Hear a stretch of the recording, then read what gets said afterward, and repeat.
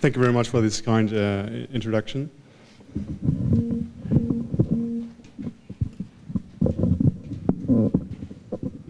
All right. Okay. Thank you very much, Beza, for giving me the opportunity to speak at this conference.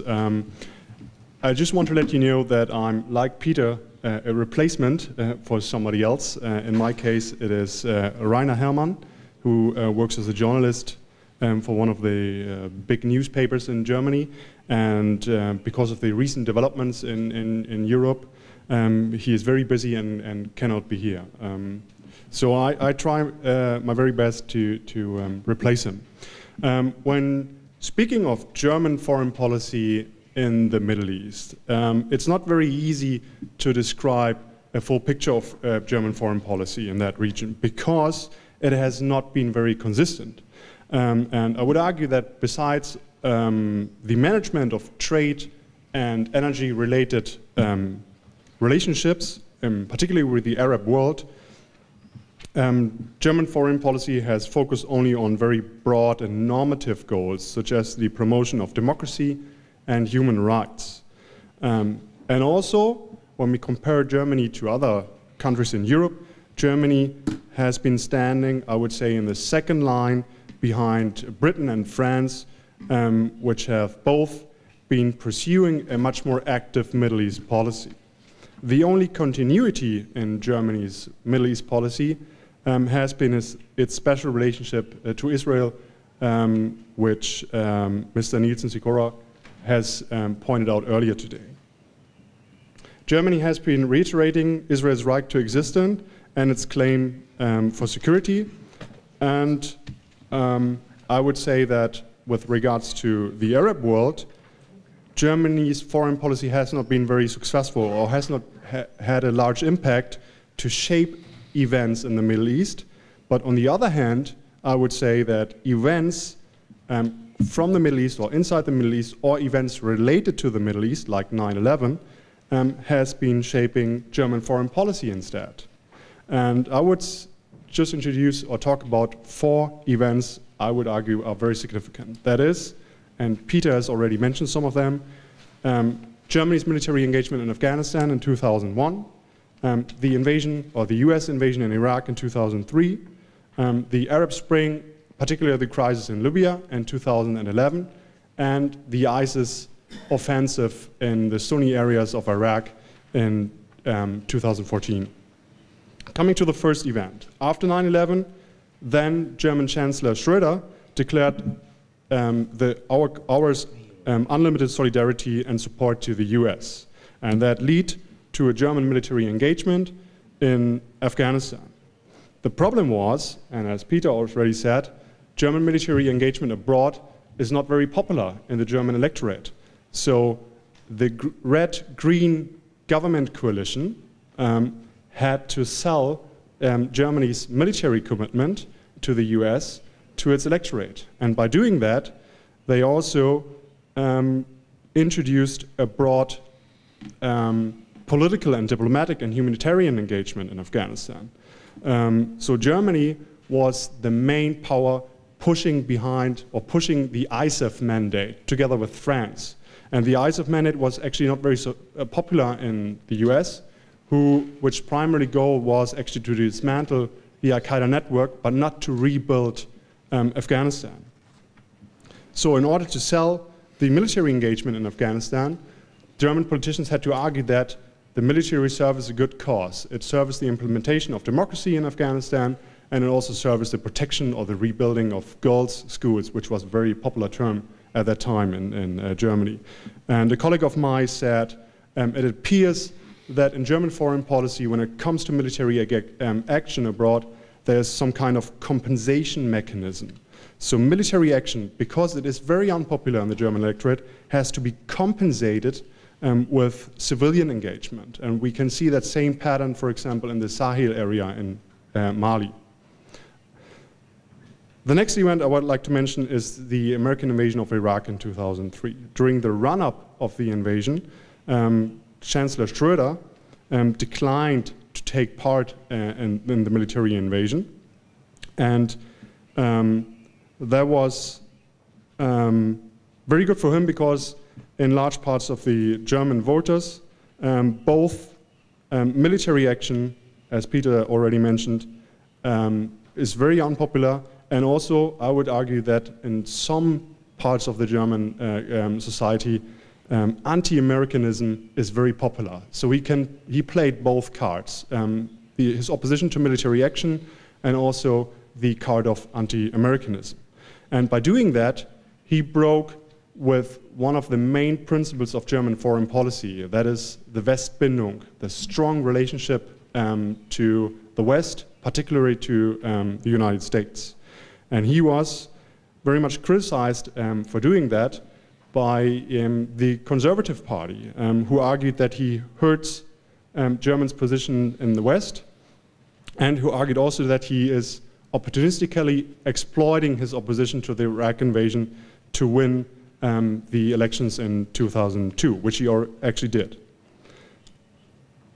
Interestingly, when the conservative liberal government came to power in 2009, it took a very similar position during the Arab Spring, particularly during the conflict in Libya in 2011. When the civil war broke out in Libya, the UN Security Council voted for the establishment of a no-fly zone in Libya, or over Libya, and Germany, at that time part of the Security Council, abstained from that vote, which resulted that Germany was very much isolated in the West.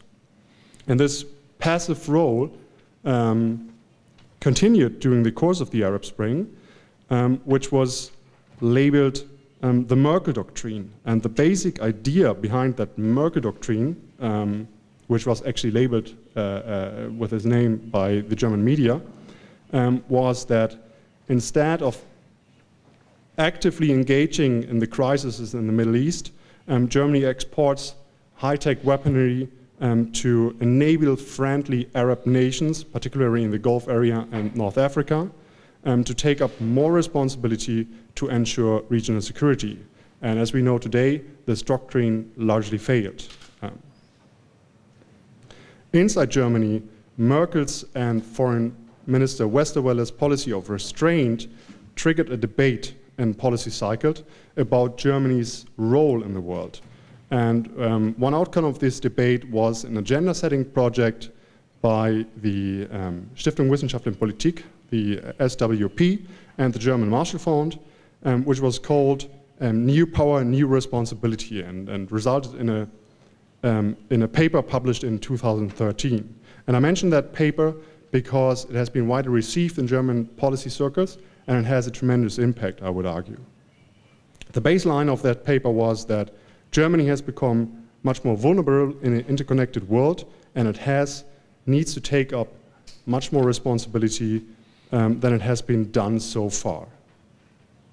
The study served as a blueprint for several speeches held by President Gauck, in which he warned of the risks of a continuing passivity of German foreign policy, and he argued for a much stronger German role in the world, particularly in Africa and the Middle East. And this basic idea that was introduced first, I would argue, by this agenda-setting project, was taken up by Foreign Minister Frank-Walter Steinmeier, who initiated a process to review German foreign policy last year.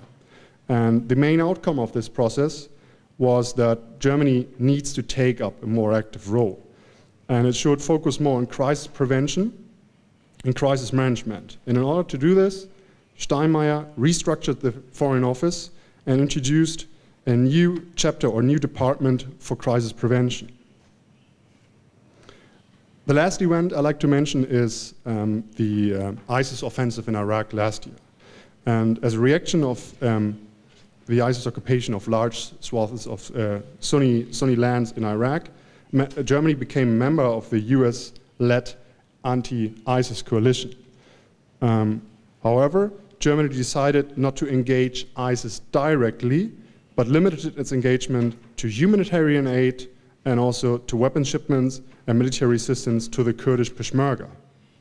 And at that time, what is interesting is there were only a few discussions, if any, whether Germany should actually take a more active role and fight ISIS directly. This has changed after the recent terrorist attacks in Paris. But so far, the German government has not made any commitment except of sending more troops to Mali to relieve French troops there.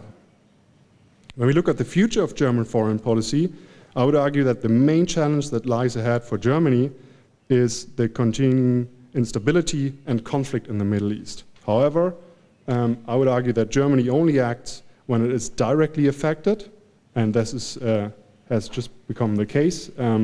First and foremost, because of the refugee crisis, Germany is expected to receive 1 million refugees, mainly coming from Syria and Afghanistan, in this year, and refugee flow will likely continue for the next years, with the same number of people coming in the upcoming years.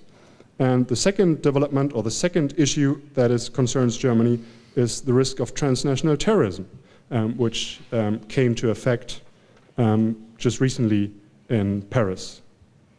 However, as Peter laid out, there are several constraints that speak against, or still speak against, a more robust role or more military active role of Germany in the Middle East. That is, first, we have to recognize that Germany still has a leading role in Europe. Germany is very occupied with dealing with the Euro crisis, the Ukraine crisis. Germany is the lead nation between the sanctions regime against Russia, and there are only little resources left to deal with crises outside of Europe. And second, as Peter mentioned, Germany considers itself still as a Zivilmacht, a soft power, and the culture of military restraint, which is the lesson from the Second World War, or a legacy from the Second World War, is still very dominant, particularly in the electorate, which constrains governments a lot. So I would argue that future engagements of Germany will be mainly political in nature. And we can already see that Germany has taken up a leading role in the Iran negotiations and took up also an important role in the Syria peace talks in Vienna. And Germany seeks to take up a leading role in the Libya peace talks, and also Germany seeks to take up the leading role in a future or planned security sector reform process in Tunisia. And one can criticize Germany for its reluctance to engage militarily to manage or to cope with conflicts. But I think we have to recognize that maybe because of this reluctance, and also because Germany has no colonial history in the Arab world, Germany is very good positioned, unlike other European countries, to take up or be a leading nation when it comes to political negotiations. And it has been ascribed that Germany is a well-regarded or well-received negotiating partner in the Arab world. But at that time, or at the same time, Germany has to strike a balance between its special relationship with Israel and its good relationships with the Arab world. Thank you.